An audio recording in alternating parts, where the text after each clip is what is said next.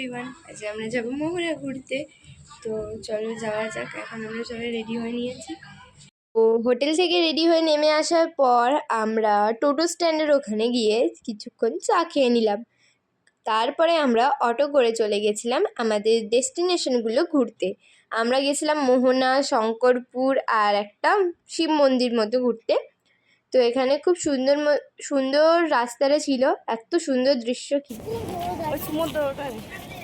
দেখো। আমরা যাচ্ছি এখন, এই দেখো প্রিয়াঙ্কা দিদি সব আগে চলে গেছে, টিম মেম্বার এদিকে কি হাই করছে, হাই।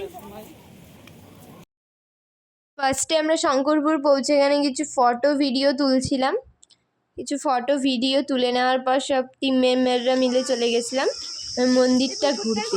জল ভরে না বলছে, এই মন্দিরটাতে আছে একটা শিব ঠাকুরের মন্দির, খুবই সুন্দর পার্ক মতো ছিল এখানটা, খুবই সুন্দর দৃশ্য ছিল। আর এত রোদ ছিল, কিন্তু এনজয় করতে গেলে রোদ আর আমাদের গায়েই লাগছিল না, কেন কি জানি। অন্য সময় কিন্তু এই রোদে আমরা পুড়ে যেতাম। হাই দেখো, আমরা নোয়াখালী মন্দিরে এসেছি। কি মন্দির? নোয়াখালী।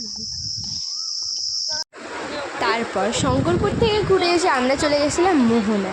আর এই জায়গাটা পুরো গোয়ার মতো, পুরো গোয়া, এত সুন্দর জায়গাটা।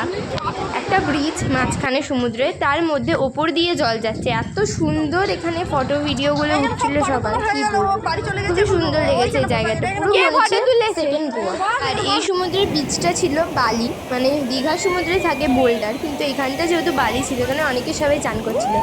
তোমাদের ভিডিওটা ভালো লাগলে অবশ্যই লাইক, কমেন্ট, শেয়ার, সাবস্ক্রাইব করো। টাটা।